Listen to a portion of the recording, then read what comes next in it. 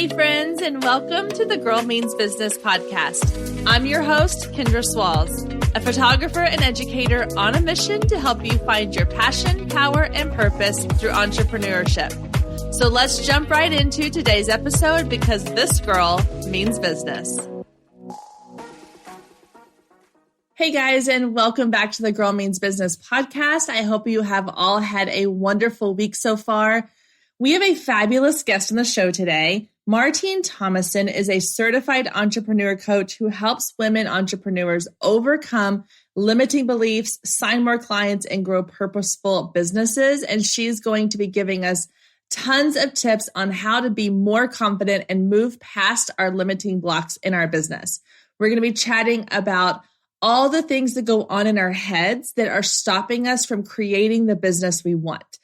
I loved this conversation. I love talking about this topic because even if we don't feel like that we are holding ourselves back in our business, there is something in our heads that is stopping us. And once you can realize what those things are, what those voices are saying that are playing on repeat in your mind that are stopping you from reaching your full potential, you can start to recognize when they pop up and you can start to combat them with things that are going to empower you and give you the encouragement you need to move forward. And a lot of the things that Martine talked about in our interview were things that I was like, yes, it's exactly how I feel.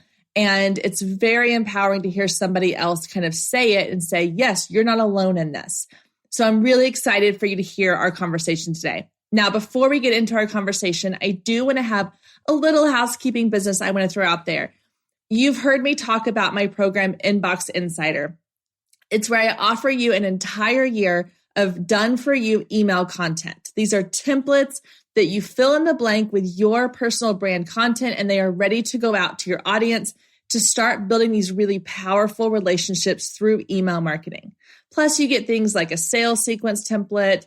You get my welcome sequence template, tons of bonuses when it comes to how to clean up your list, how to use quizzes, powerful words to use in subject lines, a subject line generator. There's so much packed into this one program. And up until now, I've been offering this for an incredibly low price of $47. However, all good things must come to an end. And so I will be increasing the price of the Inbox Insider at the end of this month. We are currently in March. At the end of March, if you're listening to this live, that price will be going up. So this is your last opportunity to get all of that incredible email templates, the bonuses, the quiz maker, the subject line generator, all of those things for only $47, because after that, it will be going up and most likely not ever coming back down to this price again. So this is your last chance. Make sure you go grab that. It's at girlmeansbusiness.com/inbox. I have that link down in the show notes for you. You can quickly go click on it and go get that today. You have lifetime access to that content, so you don't have to worry about saving it and downloading it. You can have it all right there to come back to every time that you need it. Again, that's girlmeansbusiness.com/inbox. All right, guys, let's get to my conversation today with Martine. I think that you're going to feel really connected to what she's saying, on top of the fact that she has an incredible accent to listen to. She has so much knowledge to give about how to get past these thoughts that we have in our heads, how to get past those blocks that we are telling ourselves that we're not good enough to do things, and how to start finding success in our business. So let's go ahead and jump into our conversation. All right, I'm here with Martina. Hi, how are you today?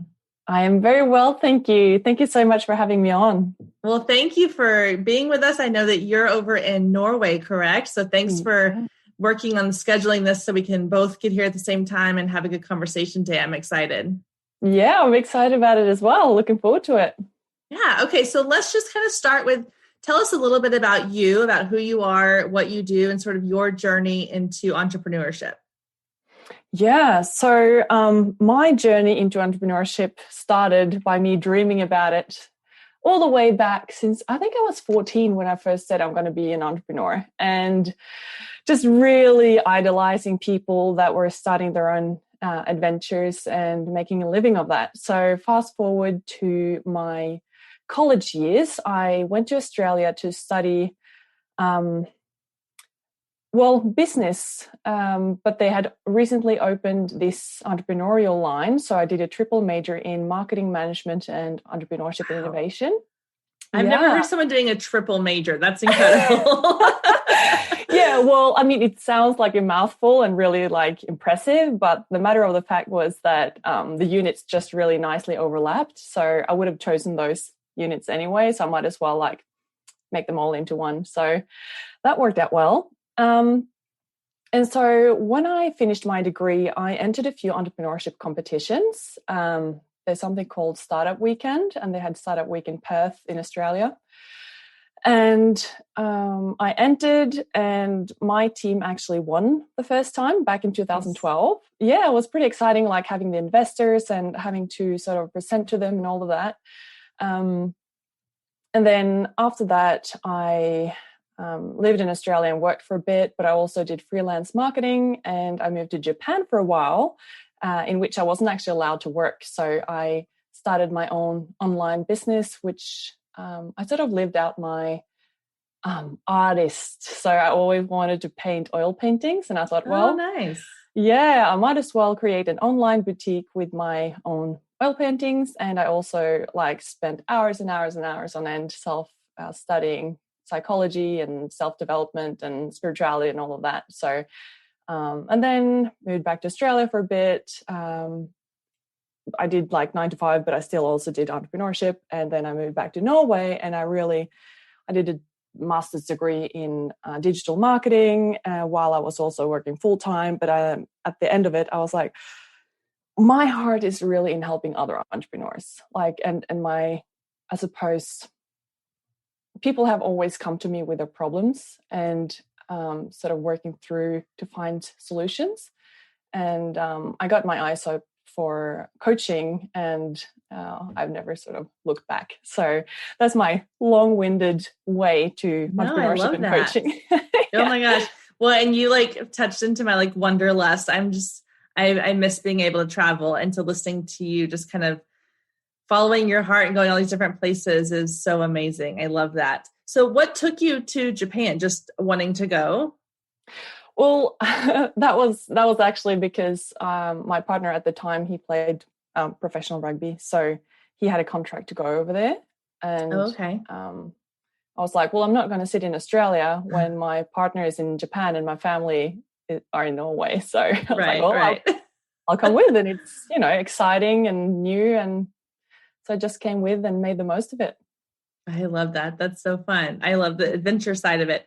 And then you got to kind of go in and really enjoy some of that artist stuff that you probably wouldn't have done if you'd stayed in one place. So yeah. I always think it's interesting to see like how all the little bits and pieces fall into place. That's really cool. Okay. So now you said you work with other entrepreneurs, kind of helping them sort of work through like getting their business up and going. And you really focus a lot on the mindset side of it, correct? Yeah, that's right. So as I said, I have more than a decade in digital marketing and sort of the more hands-on businessy stuff. But what I came to realize, especially when it comes to entrepreneurs, is that we're an extension of our own business, or rather our business is an extension of ourselves. And so if we have limiting beliefs around putting ourselves out there, that we have firm beliefs in ourselves, that we're confident in ourselves, our products, and the fact that our customers actually want what we have, we won't market it. We won't put ourselves out there. So it all comes back to the mindset and growing our confidence in what we have to offer.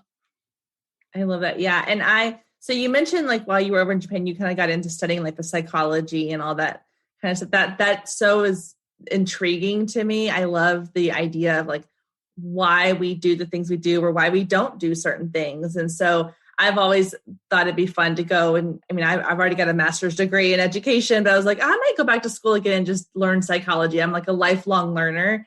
And so I think that is such an interesting topic. So is that what you've kind of utilized in going forward, like helping business owners sort of identifying like what's going on in your head that's keeping you from doing certain things? Is that what fed into that?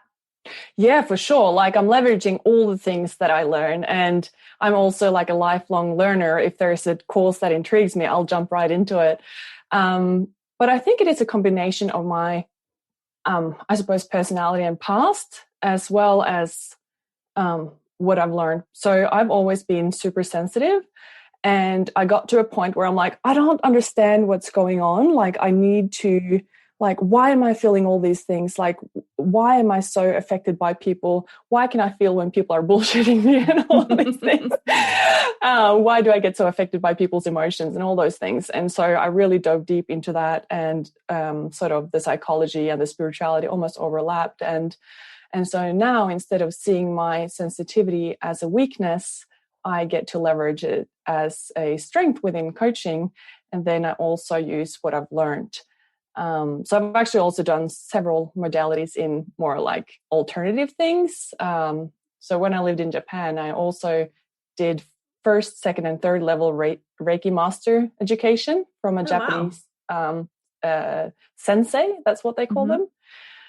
And then in Australia, I did this other healing modality called Tesla metamorphosis healing, which is like this other type of energy work. But I sort of realized for myself that while healing might be working for a lot of people and helpful for them, I feel like I'm able to help people more by digging into their brains and seeing where and how they're stuck. And I think I'm also more, my joy is more in what to create in the future. Like, what are your potentials? How can we leverage what you already have of strengths to sort of catapult you into a better future, rather than like focusing on healing the past.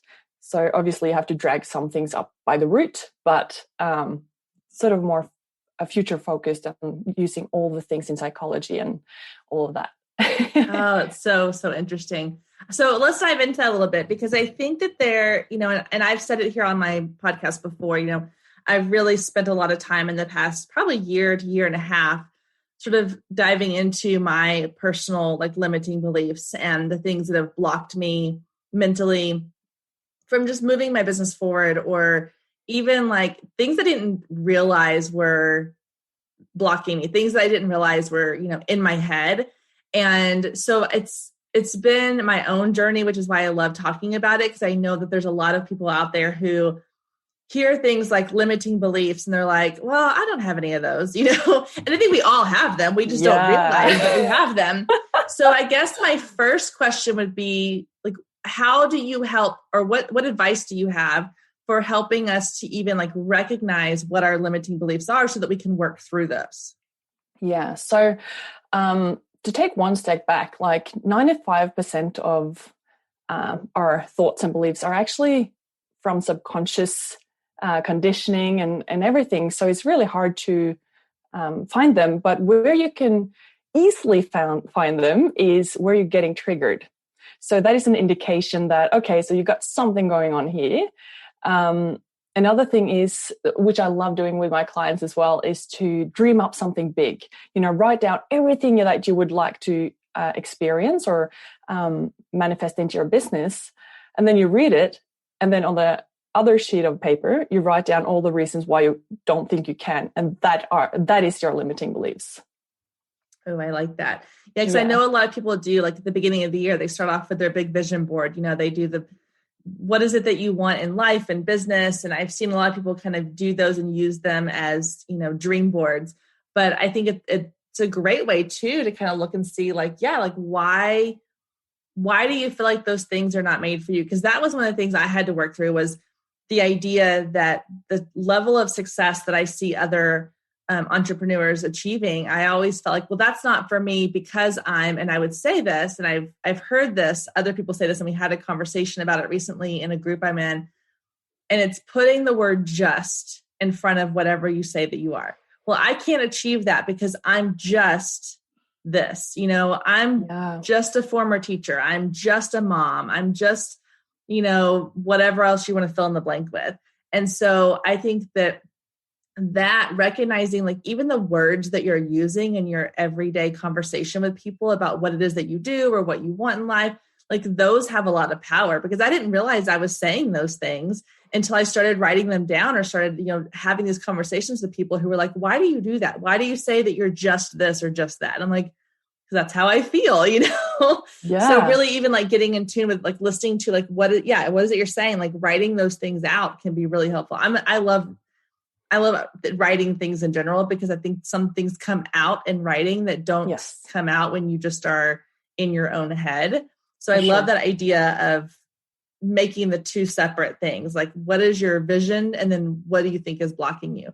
So let's say that somebody does it. They sit down, they create their vision, they write out all these things, that reasons why. So then what's the next step in like going forward? Like, how do you work through those? Yeah. So, well, there's different ways. One of the ways that I do it with my clients is to work with something just called the model. And we basically look at how you think translates, or how you think or what you believe about yourself translates into what you're feeling about the circumstance.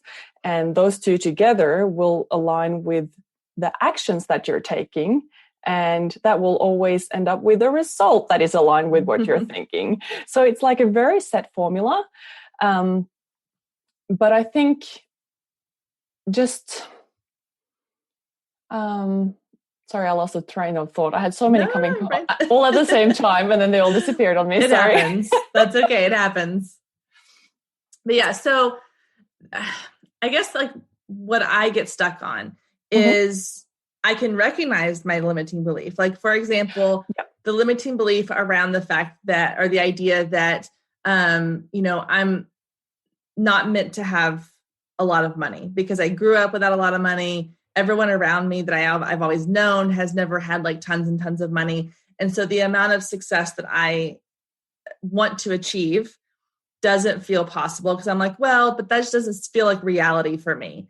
And so like trying to work through that and really going back and being like, well, why? Like, I mean, everything I just said did not come to me overnight. Obviously it was through like lots of conversations and journaling and like just sitting with myself and like having to be like, no, really, what is it about this? Like, what stories from my youth and my childhood and my life growing up are affecting this? And then how do I move past that? And I think the stuck part where people get is like, okay, I know how to get to where I know what my limiting belief is. I know what blocks me, but it's like the step of how do I get past that? Because, you know, it's like, we don't have the tools. We're not taught those tools in everyday life of how to work on ourselves and mentally work through things. Yeah. So there's a few things on this. So first of all, a lot of us have, first of all, we have to be brutally honest about where we're at now, what limiting beliefs we do have. And then, like you say, we dream up these massive visions and the gap is just too big to jump. So one method is to divide it into smaller steps. So you have like, you can divide that into half and then maybe half that again. And so you create milestones for yourself that is more achievable. And also what people forget is that when they look at other people's successes, they don't see the struggle, the setbacks, the ups and downs, the doubts, the endless amounts of hours of crying or being frustrated. So I think that also counts in that. On the outside, it looks like an overnight success, and then people become frustrated that, well, why can't I have that overnight success? But most people aren't willing to do all the little steps to get there consistently over a longer period of time. And the other thing I want to say is that there's quite a popular belief, or I suppose like a trend around affirmations, like, you know, tell yourself you're a millionaire 1,000 times each day and you will become a millionaire, you know, like just right.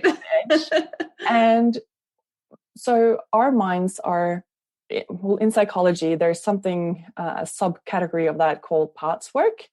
And for example, they use it in Gestalt therapy and many others, like they have many names. And what that focuses on is that, for example, if you experience something scary or something that you see as traumatic as a child, your consciousness splits into two different pieces so that you have a vulnerable part and a protector part. So whenever, say, for example, if you were to go up on a stage, the vulnerable part will be like, holy shit, I don't dare to do this. And then the... Sorry about the swearing. Is that no, it's fine. Don't bother me. Okay. And then, the protector part will somehow do something to protect you, so that can show up as self-sabotage.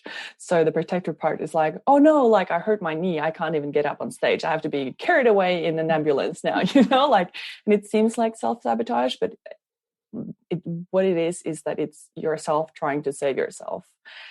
So you just have two opposing beliefs. And so, and the same is true in terms of affirmation. So one part of it is like, yeah, I would so love to earn heaps of money, but the other part is like, well, you're not. It's bullshit. You're not. Like, why are you lying to yourself? Yeah. And so the trick is to sort of bridge the gap. Like, what can you tell yourself on a daily basis that you believe and that will sort of reaffirm that you are capable? So, I can help a lot of people because I have this and this and this training. I have this and this and this experience already. I get great feedback on helping people. Or like I have helped other people build businesses before. So, clearly I have something. So like finding all those little things, like you could journal all of the reasons why you can become successful and then focus on those instead. Stay with us. We'll be right back. If you've been listening to the Girl Means Business podcast for any amount of time, then you know my love of email marketing runs deep. Not only is it a great way to generate new leads, but it's one of the most effective methods for nurturing warm leads and turning them into sales. Now, over the years, I've tested several email platforms, and my favorite by far is Flowdesk. Not only do they make email marketing simple and easy, even for the technically challenged, but they have everything you need to create stunning emails, capture leads, make sales, and automate the entire process, giving you time back in your busy day. And the cherry on top is you're only charged one flat fee no matter how many subscribers you have. So while other platforms will increase your price when you go over your pricing tier limit, Flowdesk has no price increases or hidden fees. If you're ready to give Flowdesk a try, click the link below in the show notes to save 50% off your first year. Let Flowdesk help you design emails people will love. Click the link below and check it out. I have a feeling you're going to love it just as much as I do.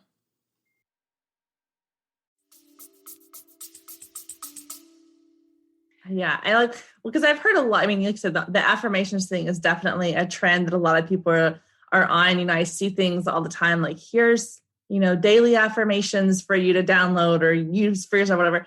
And I've always thought, I'm like, okay, I see some of the power behind that and I understand the reasoning behind it. But again, I'm like, yeah, it needs to be something more personal than just, you're amazing. Like I need it to be, for me, the affirmations are things that I need to remind myself of. It's those little phrases or those little sayings, things like, you're still 5 steps ahead of the person you're helping. Yes. So yes, you are necessary. Like what you're doing is not discounted because you're not, way over here where you think you need to be. Those are the kinds. So making it personal, making sure that you are, not setting yourself up for failure, but not trying to tell yourself something that you're automatically going to be like, okay, no, that's crap. Like that's exactly. not real, Yeah, because it doesn't penetrate our minds. Like it just like washes over it. And that it comes back to growing our confidence. Like this episode is about, confidence in female entrepreneurs. It comes back to building confidence in ourselves step by step to get to that place. Mm-hmm. But not stretching ourselves too far because then it's just too far of a jump. Well, I think about like with my kids, I've got 2 daughters and my oldest one is very into sports and things like that. And so I've been trying to help explain to her that like when she looks at, like we go watch like older kids play, like high school sports and stuff so that she can get an idea of like what it should look like. And she'll start to get frustrated with herself because she sees like how good they are compared to where she is. I'm like, you're 8. Like, it's okay for you to not be at the level of like an 18-year-old or a 19 or however old they are. And so I think that that's like a good example of, I don't want it to, I'm not showing her those things to break her confidence. But again, you have to be cautious of what you're consuming Because if you're consuming all of these things, if you go look at your Instagram and it's all, millionaire, 7-figure, 8-figure earners, and you're down here just trying to struggle to make 6 figures or even to make enough to send your family on vacation, then maybe you need to readjust what you're consuming so that that gap between where you are and where you want to be is not so large that you can't cross it. Exactly. I think that's such a good point. Yeah. So looking at it as inspiration and sort of knowing what you can achieve. And also a fun thing to do is to look up someone that you really admire that is doing great things and scroll all the way back down on their YouTube channel or their Instagram or whatever they started with and just see the development. And everyone has to start at 0. Yes. Yeah. So I just did this the other day, oddly enough. So I kind of allowed myself to get into sort of this comparison spiral. And I was just feeling very overwhelmed and kind of fatigued by just content fatigue, like trying to create content and consuming content and all the things. And I had heard, and I had said this to somebody and someone else said it, like, yeah, just scroll back through people's content and see, go look and see where they started from. So I went to actually Amy Porterfield, who I adore, and I scrolled way back on her content. Like, I mean, I'm talking like years and years and years. I mean, I kept scrolling. And it was interesting to see, you could definitely, like, as you're going back through their content, you can see the progression in reverse order of like where they are now. And you see like she's got all these great professional photos and her content's super curated and it's really well done. But as you start to go back even like 2 or 3 years, a lot of her stuff was like cheesy Instagram filters and candid photos of her and her friends at dinner. And, you could tell it was not as polished as it is now when she's got a team of people helping her. And I was like, okay, that makes me feel better. Not trying to like say that I want to go back and see like her crappy stuff, but it reminds me that she was not always the polished picture of perfection that we see today. She started somewhere as well. So that's one of my, and coming from the photography world, I used to tell people this all the time. If there's a photographer that you admire and you love their work, go back and look at where they started, because we all have those really crappy photos from the beginning. And it's going to remind you, it's going to make you feel a little bit better about your own journey, knowing that they were on that same journey. They're just in a different place than you are now. Yeah. And that is something to touch on as well. That's really important. And I saw in myself as well quite a lot, is that a lot of people are sort of, and women in particular, like in this perfectionism spot where they're like, well, if it's not perfect, I don't want to publish it. Or, why don't I just sit back here and learn some more stuff before I actually go out there and share it with the world? So it becomes this loop where you're like, you want to do something, but then you feel insufficient and you go back to the drawing board and make adjustments and learn some more. And then you're like, okay, well, I might put it out there, but then you're like, oh, it's not perfect yet. And then it's like this loop, like you never put yourself out there because you always have to perfect it, or you have to like be as good as the other people, or if it's not perfect, it's not worth putting it out there altogether. And that just won't generate clients, and it won't help people. Like, it's better to help people, like you said, a few steps that are only a few steps behind you, than sort of being the main guru and whatever, which in turn can actually be intimidating for people, because they're like, well, she's so far ahead, I don't even know how to get there. Like, that's what's required to get there. I don't even know how to start. So yeah, that's a really good point, because I've thought about this too. Like, especially if you're working with someone who is at the very beginning of their journey, you want to be relatable to them, and you want to, you don't want to feel so far down the road that they're not connected to you or your story. And so I'm not saying like make yourself, like hold yourself back from doing things because you want to be relatable. But at the same time, I think there's a trend now kind of on Instagram and social media that I really like, which is that authenticity piece. It's sharing the messy sides and being honest about the fact that, like, yeah, my journey's not been perfect. And there's been times when, like, I've had things fail. I've had programs fail. I've had courses fail. I've had projects fail. Like, those are the things that people want to see. And it doesn't make you less of a quote unquote expert. It just makes you more relatable. It makes you more real, more obtainable. And people like that. And there may be people who want the shiny, perfect, picture, and they're going to go for that. But if there's somebody who wants to like really know like how it really is, and you're putting that out there, then they're going to be drawn to you and they're going to want to work with you. But it can be scary too, because that's that protector piece you were talking about, like the vulnerable and the protection piece. That protection piece is saying like, no, don't do that. Like, don't put that on the internet, because then people are going to judge you. And it's giving you all these reasons to stop from being who you really are and sharing the real side of your business and your personality and all these things. And so it's hard. Yeah. Because you have like those two conflicting voices, that angel and the devil on the shoulder kind of thing. So when you find yourself in that position where your brain is like trying to protect you from something, even though like it's the right step, what do you do to kind of get past that? Stay with us. We'll be right back. Hey, photographers, are you ready to make 2024 your best year yet? Growing a business is tough. You're following all the successful photographers and experts, soaking up their best advice and downloading all their free guides, trying to replicate their success only to come up lacking, blaming yourself when their methods don't work for you. But the truth is, it isn't you. Free content and one-size-fits-all courses can only get you so far. What you need is personalized help and guidance, but that can get expensive. Well, not anymore. I've created the perfect solution to get you personalized results for less than $2 a day.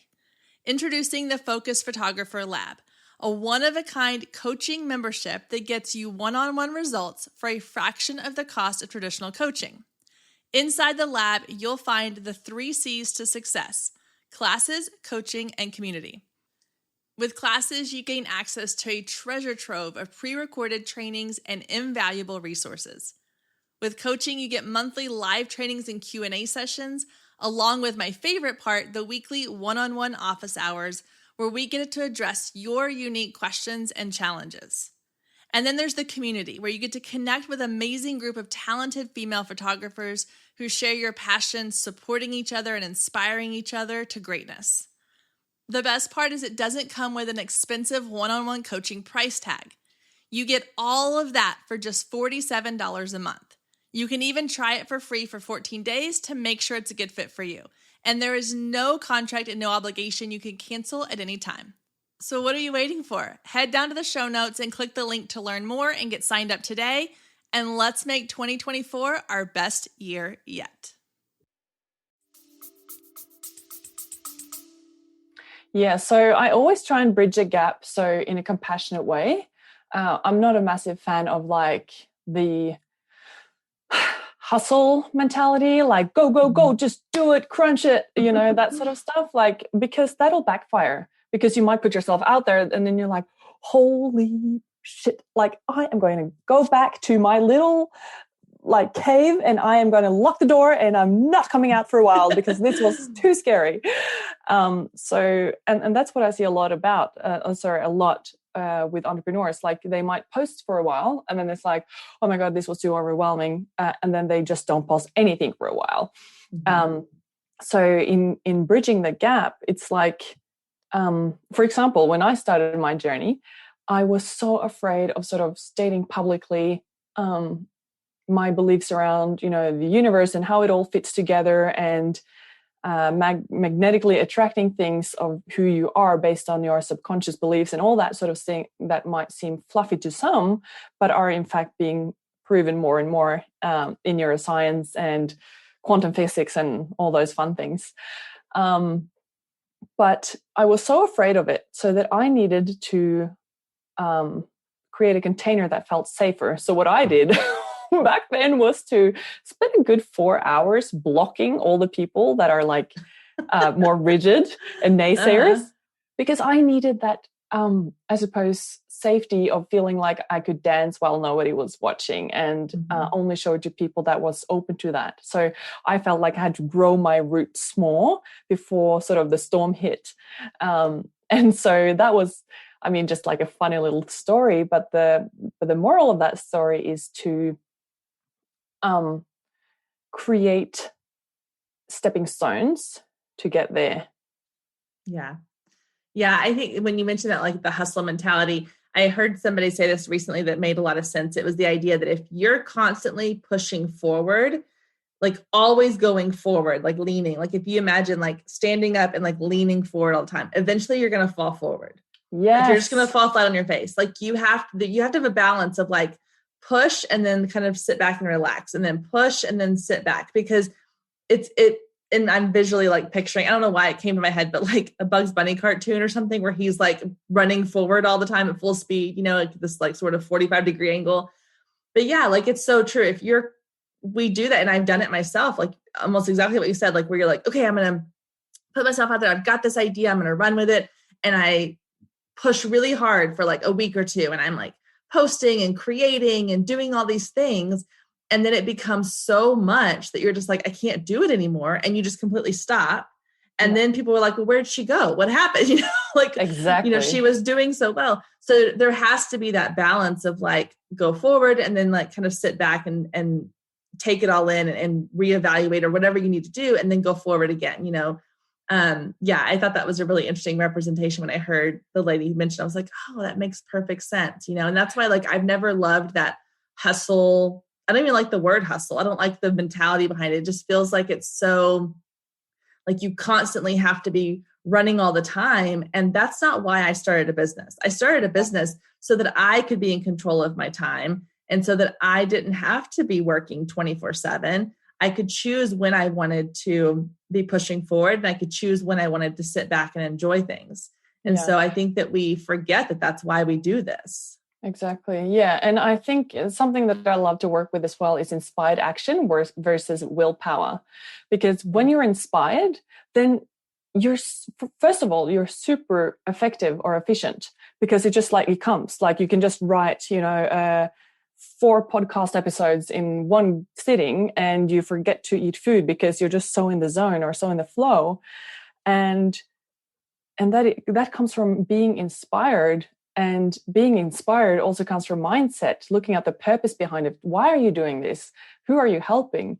And so getting in sort of the right mindset and creating that inspirational or inspired action is also so much healthier, because it doesn't create the same type of stress in your body, whereas willpower will run out.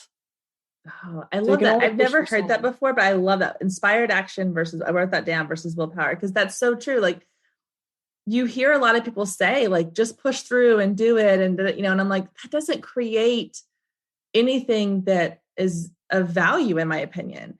There's another lady whose podcast I listened to, and she mentioned this recently too. She was like, figure out where and how you feel the most creative.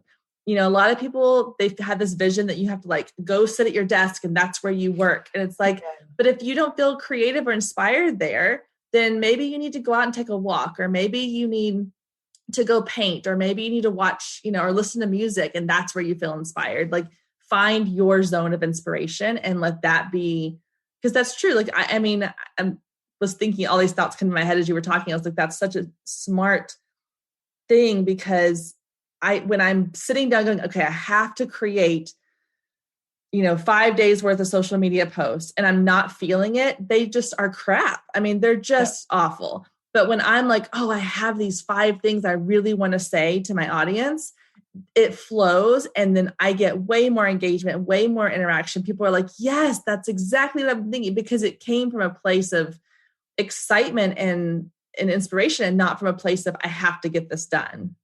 Exactly. And then, so that inspired action, even though you might sit there and work for, say, 3 or 4 or 5 hours straight, it actually fuels you. You're full of energy after that. Whereas, with the willpower, you are probably feeling exhausted afterwards, and you probably had like too many coffees and too many snacks. Yes. As well. Yes. Well, and I mean, I do think there has to be a little bit, because obviously there's going to be things in your business that you have to do, yes, that you don't enjoy. But I think that can also be, like I said, like your surroundings, like I don't enjoy dealing with my finances. But if I can do it sitting on my laptop on the back porch, like looking out over our yard and the pool, and all, like, that's way better. And I'm more willing to do that than if I'm like sitting in my office by myself, like not feeling excited. But at least like when you have to do those things that are sort of the must do's in your business, but you can do them in a place where you feel inspired, or maybe a time of day where you feel more energetic, than like just knowing that. I think it all comes back to like knowing yourself. Like that's the key, is we have to know ourselves, and we have to know, what are the things, like, are you more inspired in the morning? Is it afternoons are your best, or evenings your best? Like going back to the whole idea of like the limiting beliefs and like figuring out your blocks, like understanding yourself enough to know, like, these are the things I'm telling myself, whether I recognize it or not. I think that, it all comes back to just really listen to yourself and figuring out what works for you. Yeah, for sure. And also coming back to what you were talking about in terms of speaking patterns, it's so, we jump to, I have to do my finances instead of I get to do my finances, because I get to have a business. Nobody's forcing you to do a business. Nobody's forcing you to do the finances. You can declare bankruptcy. Like you don't have to, you get to. And I think remembering that, and also remembering why you're doing it, by doing the finances now, you won't get in trouble later on. So yes, true. Yeah. And also, as you grow your business, you get to delegate that, just put a mental note, like, this is something that I don't particularly enjoy spending my time doing. So as soon as I get, a certain amount of income, that is the first to go. And just like constantly like delegate the things that aren't fueling you, but in the beginning stages, just focusing on getting to do it. Yeah, that's so true. I need to remind myself to reframe how I say those things. And especially like I've got 2 daughters, and my oldest one loves to come in and like help me and like watch what I'm doing. And she's always asked me, like, when I go to record podcast episodes, she's like, I'll be really quiet. Can I just sit and listen? And I find myself saying like, mom has to go work, mom, and I'm like, I need to rephrase that, because I don't want her, they listen to everything you say. And I mean, even just your audience, like when you say things on social media, or when you say things on this podcast or in a YouTube video, like, the words that you say to yourself as well as others have so much power. And so just being really cognizant of how you're saying things. I need that. I'm going to make myself a note to remind myself, like, it's not that I have to, it's that I get to. I love that. Yeah. Amazing. Well, this was so good. Thank you so much for chatting with us and for all your expertise. Okay, so I know that you have a special offer for our listeners. So can you tell us about that? Yeah. So for everyone listening to Girl Means Business, I am offering a free full 60 minutes of coaching on the topic of your choice. As I said earlier, as entrepreneurs, what comes up in our private life generally, as it is an extension of ourselves, shows up in our business as well. So whatever you want coaching on, I'm here for you. And all you have to do is to get on Instagram and just DM me and say that you heard me on Girl Means Business, and I will schedule an appointment for you. And I would also love for you to take a screenshot of this, listening to this episode, and tag us both and just let us know, what was the highlights? What did you get from this? Because, it would be cool to connect with your audience and see what they learn. I love that. And that is so generous of you. Thank you so much for offering that coaching sessions to our audience. That's amazing. I hope everybody takes advantage of that, because that's so good. Okay, so tell everybody where they can find you. What's your Instagram handle? If you have a website you want people to go to so they can get in touch with you. Yeah, so my Instagram is Martine Thomassen Coaching, which is MartineThomassen Coaching, all in one word. And my website is martinethomassen.com, same spelling. That's where I'm at. Just shoot me a message.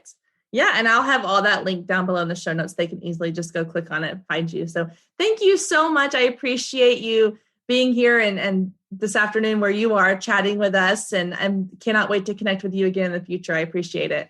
Awesome. Thank you so much for having me. It was an honor to be here. Thank you. Oh my goodness. Thank you so much, Martine, for being a part of our show. I loved our conversation. I hope that all of you listening feel like you have a new perspective on how to move past those limiting thoughts and beliefs that you have going on in your head. She's also offering those incredible coaching sessions. So make sure that you send her a DM over on Instagram. Her Instagram is linked down below. She's offering a full 60-minute coaching session to our listeners. Just send her a DM on Instagram. Let her know that you heard about her on the Girl Means Business podcast and what you would like coaching on for your business. She would also love for everyone to take a screenshot of this episode, tag her, and let her know what your biggest takeaway from this episode was. Guys, these guests that come onto our show, they are giving up their time. They are sharing their expertise and their nuggets of wisdom. The least we can do is support them and let them know how much we appreciate them being on the show. So please go and let Martine know the value you received from this episode.